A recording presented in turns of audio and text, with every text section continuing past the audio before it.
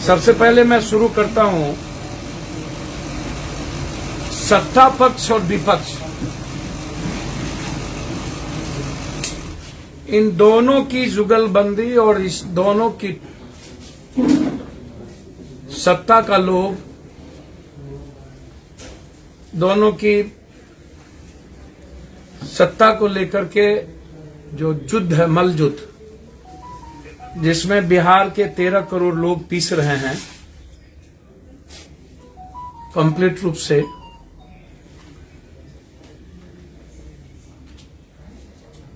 उसमें नीतीश कुमार जी की जो सरकार है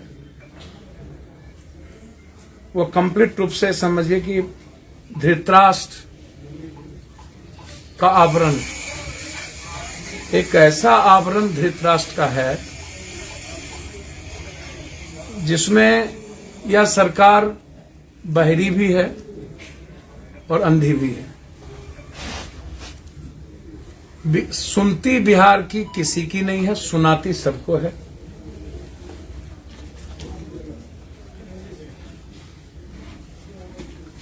शराब के बड़े व्यापारियों को पकड़ने का दावा नीतीश कुमार जी ने किया, 2 व्यापारी को पंजाब से। हम इस सरकार से मांग करते हैं, जानना चाहते हैं कि जिस व्यापारी को आपने पकड़ के लाया, क्या उसके कोई बैंक खाते, अकाउंट जब्त किया आपने? क्या आपने वो दोनों व्यापारी के आधार पर बिहार में किसी को चिन्हित किया, एफआईआर लॉन्च की बिहार में किसी आधार पर? जब 200-400 गाड़ी डेली आती थी तो उनके पैसे भी सीज होने चाहिए थे, आपने किया? उनके अकाउंट का डिक्लेयर किया? उनके आने के बाद बिहार में किन किन को सामग्री मिलता था, क्या उसको एफआईआर दर्ज हुई?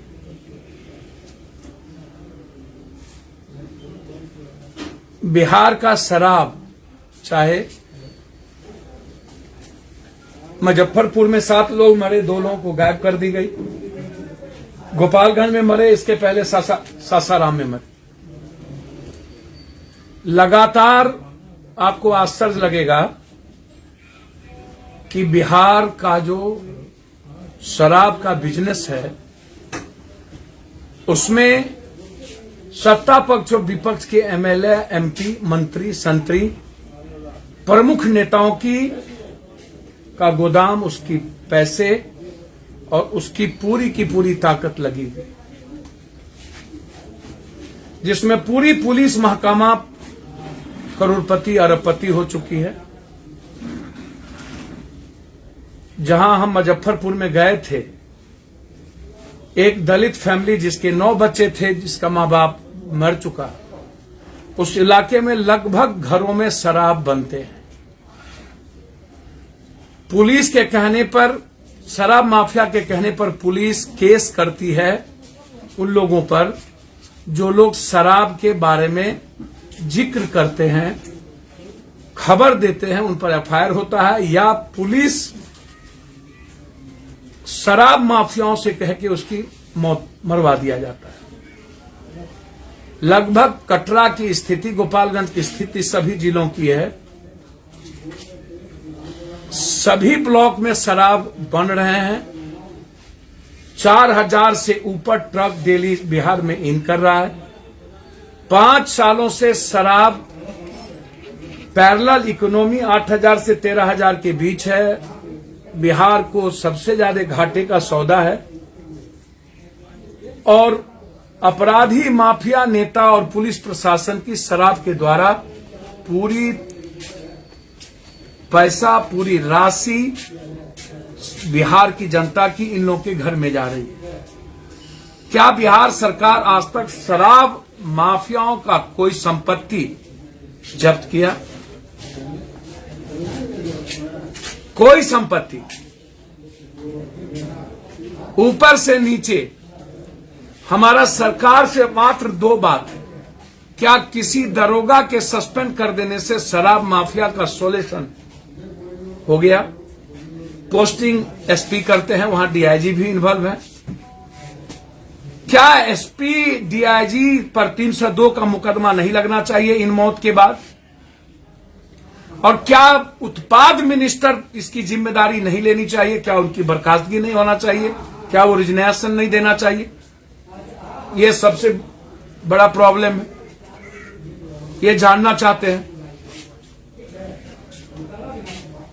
ये इतना बड़ा मैं समझ नहीं पाता हूं कि 5 साल नीतीश कुमार जी के शराबबंदी को हो गया, 2 करोड़ की शराब लगभग पकड़ा जा रही है। तो क्या कोई डेडलाइन है नीतीश कुमार जी का कि इसके बाद बिहार में कोई शराब नहीं बिकेगी? कोई डेडलाइन? यदि बिकेगी तो हम रिजाइन कर देंगे या हमारी सरकार नहीं रहेगी। पूरा शराब के चलते अपराध बढ़े हैं, बलात्कार के केस बढ़े। हम नीतीश कुमार जी से मांग करेंगे कि विधानसभा में आप घोषणा कीजिए कि आपके सारे दरोगा, सारे पदाधिकारी, सारा नेता का डीएनए जांच हो, ब्लड सैंपल लिया जाए कि 6 महीने के अंदर किस किसने शराब पी, सत्ता पक्ष से लेकर प्रतिपक्ष तक। मात्र कुछ परसेंटेज नेता पदाधिकारी बचेंगे जिसका ब्लड में शराब की बू नहीं आएगी, अन्यथा लगभग लोग शराब पी रहे हैं। लगभग बहुत क्लियर है इसकी जांच क्यों नहीं हो रही? और जो शराब माफिया लगातार इस बिहार में करोड़पति अरबपति बन गए हैं, उसकी संपत्ति जब्त क्यों नहीं हो रही?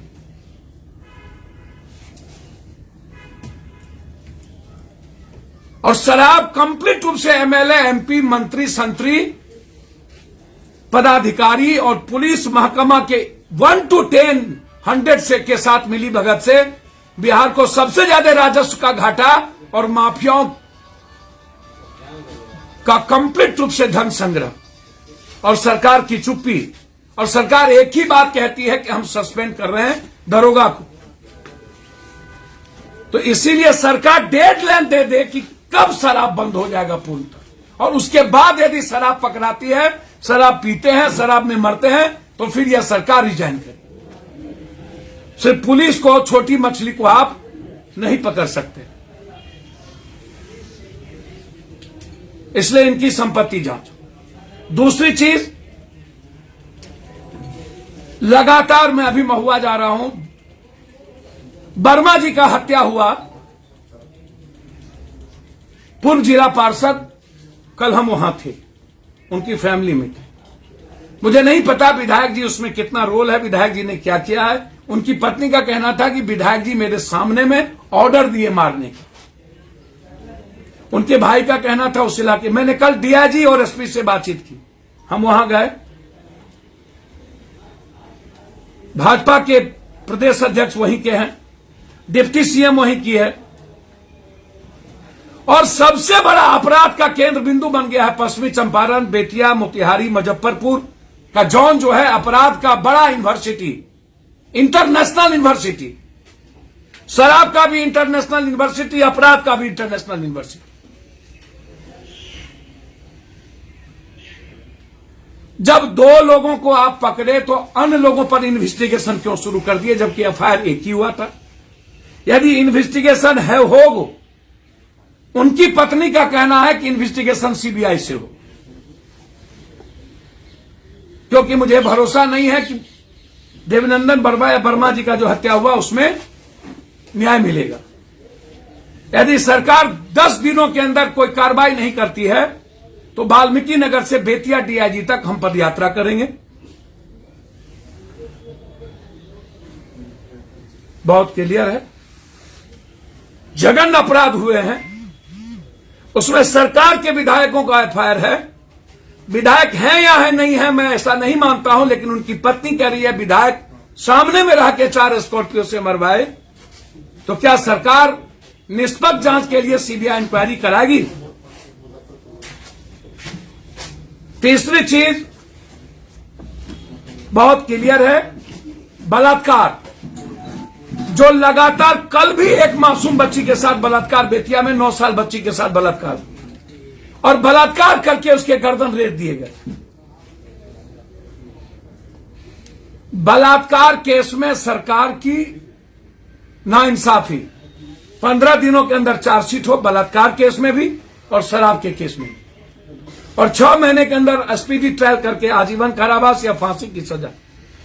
लेकिन लगातार मासूम बच्चियों के साथ और गरीब बच्ची के साथ बलात्कार का सिलसिला इस बिहार में जारी है, और सत्ता पक्ष और विपक्ष दोनों चुपचाप बैठी हुई ट्वीट का खेल खेलती है। कोई भी वर्मा, ना तो कोई सीएम, ना डिप्टी सीएम, ना अध्यक्ष, अपराध के बारे में, बेतिया और मोतिहारी और वहां के अपराध के बारे में कोई चर्चा नहीं करता।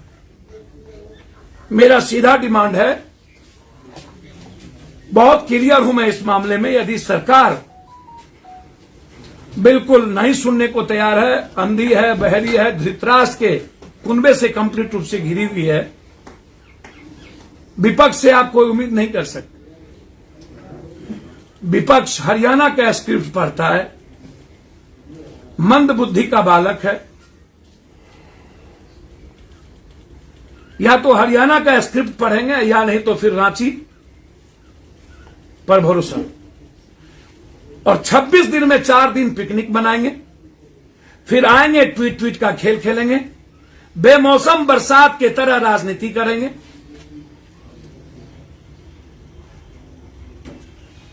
सत्ता पक्ष जब बर्बर हो जाती है तो विपक्ष चैलेंजेबल होता है। सदन में जिस तरीके से मैं क्या उम्मीद करूं ऐसे बालकों से, मुझे तो कभी कभी लगता है कि सत्ता पक्ष और विपक्ष की काउंसलिंग की जरूरत। एक तरफ क्यों अंधी और बहरी है, और दूसरी तरफ ये मंद बुद्धि का विपक्ष, हठधर्मी बालक, अहंकार से डूबा हुआ, जिसमें सत्ता पक्ष और विपक्ष के लगभग भूमिका शराब में और इन चीजों में है। बिहार की इकोनॉमी को नीतीश कुमार जी, जीडीपी को आप मत दिखाइए। आपकी जीडीपी शराब, जमीन की, साहबगंज में अरबों खरबों की संपत्ति सरकारी, वहां के नेता एमएलए एमपी ने जमीन को बेच दिया। लगभग कौसी कॉलोनी से लेकर के सरकारी खास महल की जमीन बिहार सरकार के मंत्री संतरी और माफिया बेच रही, उसमें भी गई इकोनॉमी। खनन मंत्रालय में कंप्लीट रूप से नेताओं का इन्वॉल्व है, उसमें भी गई इकोनॉमी। आखिर क्या कारण है कि ठेका और खनन में, बालू में, जब यह रूल नहीं है कि नेता का कोई रिश्तेदार और नेता ठेकेदारी करेंगे, तो लगभग बिहार का ठेका नेता और नेता के रिश्तेदार क्यों कर रहे हैं हर जिलों में? तो बिहार की चारों इकोनॉमी कोलैप्स कर चुकी है। एक तरफ शराब से, दूसरी तरफ बिहार सरकार की लगभग जमीन नेताओं ने बेच दी है, खास महल से लेकर के कोसी कॉलोनी से लेके हर सिंचाई प्रोजेक्ट तक, उसमें घाटे। ये सबसे इंपॉर्टेंट है इकोनॉमी बजट में, ये इन्होंने कहा है, और मुझे आश्चर्य है। मैं उनसे जानना चाहता हूं कि कृषि में विकास, कारखाने पर उन्होंने कुछ नहीं दिया, नया बिजनेस उन्होंने नहीं लाया, और नया निवेश उन्होंने नहीं लाया। तो रोजगार बढ़ाने की उन्होंने व्यवस्था कोई की नहीं। 19 लाख रोजगार, न निवेश, न कारखाने पर पैसे, न बंद फैक्ट्री पर पैसे, और नया कोई बिजनेस। तो फिर रोजगार कहां से देंगे वो हम जानना चाहते हैं। सर्विस सेक्टर में भी कुछ नहीं दिया, और मानव संसाधन का भी इस्तेमाल उन्होंने कुछ भी नहीं किया। कृषि नीति पर भी उन्होंने कुछ नहीं कहा, उद्योग नीति पर भी कुछ नहीं बोला। बीपीएससी का नोटिफिकेशन 2014 में हुआ, 2018 में परीक्षा लिया, और 2019 में परिणाम घोषित किए गए, लेकिन आज तक इंटरव्यू नहीं लिया गया। और 20 लाख रोजगार देने की बात करने वाला 94,000 शिक्षक की बहाली अभी तक नहीं की, उसके बारे में चर्चा बजट में नहीं की गई। ना तो बंद पड़े चीनी मिल के बारे में कुछ कहें, ना रीगा चीनी मिल को आपने 60 करोड़ रुपया दी, और ना फूड प्रोसेसिंग यूनिट का कोई पर आप चर्चा की आपने पैसा दी, और ना ही कोई औद्योगिक इकाई स्थापित करने का पूरे बजट में जिक्र किया। पढ़ाई, दवाई, कमाई, सिंचाई, सुनवाई और कार्रवाई जो आम आदमी को सीधे प्रभावित करता है, उसके लिए बजट में कोई जिक्र नहीं है। पढ़ाई, दवाई, कमाई, सिंचाई, सुनवाई और कार्रवाई, ये जो सबसे महत्वपूर्ण है बिहार के लिए, उस पर कोई चर्चा नहीं। 7 निश्चय पार्ट 1 आधा काम भी नहीं हुआ, भ्रष्टाचार में डूब गए। अब 7 निश्चय पार्ट 2 जल नल योजना का आधा पैसा घटा करके इन्होंने मात्र सिंचाई विभाग पर 550 करोड़ रुपया ही मात्र अलॉट किया, जिसमें तालाब भी बिहार के नहीं बनेंगे। बाहर नीतीश कुमार जी खेल स्टेडियम के लिए ये 5 सालों से लगातार बोल रहे हैं, इस बार भी कोई घोषणा कर रहे हैं, बजट नहीं मिली।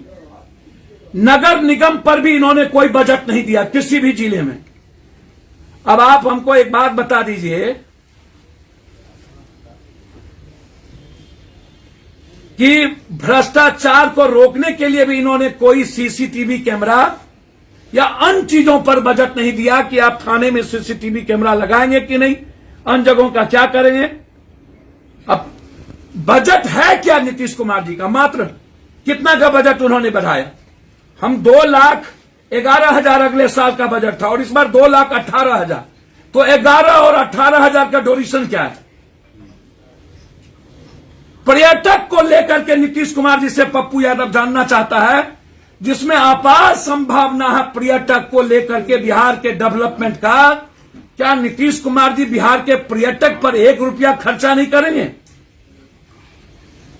यह मैं जानना चाहता हूं। और सबसे ज्यादा टाल और दियारा है बिहार में, टाल और दियारा के डेवलपमेंट पर नीतीश कुमार चुप।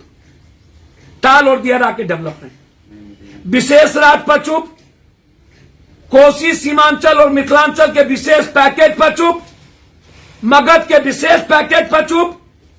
सबसे ज्यादा वर्ल्ड का खराब स्थिति कोसी सीमांचल और मिथिलांचल का है। वाटर लॉगिंग पर कोई चर्चा उन्होंने नहीं की। काशी प्रसाद जायसवाल शोध संस्थान ने बताया कि बिहार के पुरातत्विक महत्व के लिए 6,500 साइट्स ऐसे हैं जिनका उत्खनन अब तक नहीं हो सका।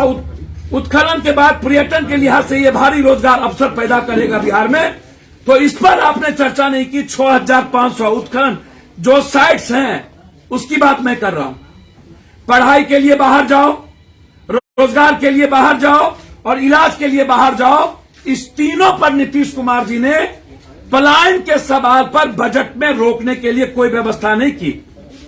बिहार के युवाओं का दर्द, एक उम्मीद लेकर बड़े शहर आते हैं, नौकरी लगेंगे या फिर रात दिन एक कर सूखी रोटी, उसमें साफ शब्द है, न चोर हूं न चौकीदार हूं, सरकारी गलती नीतियों का मारा बेरोजगार हूं।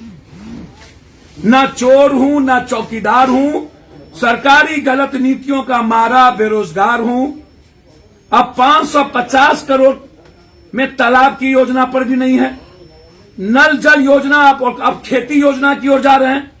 एक भी इंटरनेशनल हवाई मार्केट आप बनाने की बात नहीं की है, एक भी दूसरी राजधानी बनाने की बात आपने नहीं की, और एक भी प्राइमरी स्कूल और मिडिल स्कूल और हाई स्कूल पर आपने इंफ्रास्ट्रक्चर पर नई एजुकेशन नीति नहीं बनाई, जबकि स्थिति सबसे बदतर है। हेल्थ पर आपका सबसे ज्यादा, कोरोना के बाद दुनिया का सबसे ज्यादा हेल्थ सेक्टर कहीं खराब देखे गए तो वो बिहार देखे गए, उस पर आपने कोई चर्चा नहीं की। तो 550 करोड़ में सिंचाई क्या करेंगे आप। तो ये जो बजट है उसमें बहुत क्लियर है कि आपने बजट के मामले में बिहार में आपने कंप्लीट रूप से मूर्ख बनाने की कोशिश की, जिससे बिहार की प्रगति होगी। मैंने पहले कहा कि बिहार को 5 चीज क्या चाहिए, वो पप्पू यादव ने आपको कहा, जिस पर कोई चर्चा नहीं है। पर्यटन पे चर्चा नहीं है, लोगों की सुरक्षा पर चर्चा नहीं है, इंफ्रास्ट्रक्चर लाने पर चर्चा नहीं है, निवेश पे चर्चा नहीं है, उद्योग पे चर्चा नहीं है, प्राइमरी हेल्थ और प्राइमरी एजुकेशन पे चर्चा नहीं है। आप 5,500 का पीएमसीएच बनाएंगे, लेकिन अनुमंडल और ब्लॉक स्तर पर आपका कोई अस्पताल, अल्ट्रासाउंड, सीटी स्कैन, एमआरआई और एक्सरे मशीन लागू नहीं होगा। टेक्नीशियन नहीं, लैब नहीं, 12 सरकार। ये टेंडर कहां से? बस इन नेताओं को कमाने का टेंडर है ये। नेताओं को, सरकार को पैसा संग्रह करने का ये बजट है। ये बजट युवा विरोधी है, ये बजट गरीब विरोधी है, ये बजट मजदूर विरोधी है, ये बजट किसान विरोधी है, ये बजट कंप्लीट रूप से बिहार का दिवालियापन खत्म कर देगा और हमारे बिहार को शून्य से भी नीचे ले जाएगा। इस बजट का कोई औचित्य नहीं है, जहां पर्यटन नहीं, जहां निवेश नहीं, जहां उद्योग नहीं, जहां बंद पड़े फैक्ट्री नहीं। 3,675 फैक्ट्री जो चालू करने की बात ये कर रहे हैं कि है, उस पर 1% भी नीतीश कुमार जी बिहारी को रोजगार नहीं है, नहीं है। चैलेंज है नीतीश कुमार को, 1% बिहारी का रोजगार नहीं है, तो फिर ये बजट कैसा? ये मेरा सवाल था। फर्स्ट सवाल था शराब, सेकंड सवाल था मौत, थर्ड सवाल था बजट। आपको कुछ भी पूछना हो तो पूछ सकते हैं। मैं मांग करता हूं नीतीश कुमार जी से, नेता और पदाधिकारियों की संपत्ति की जांच हो, पूरे रिश्तेदारों का, क्योंकि शराब में, जमीन में, बालू में, खनन में और ठेका में पूरा पैसा बिहार सरकार का नेताओं ने लेके चला गया। इसीलिए इन लोगों की संपत्ति की जांच हो और नेताओं का ब्लड, दारू कौन कौन पीते हैं उसकी जांच हो। सत्ता पक्ष विपक्ष के बारे में मैं कह चुका हूं। ये दोनों, ये हाल है कि बिहार, इन दोनों के चलते 13 करोड़ लोग चिंतित है, परेशान है। व्यापारी से लेके आम आदमी भयाक्रांत है, बेटी असुरक्षित है। धन्यवाद।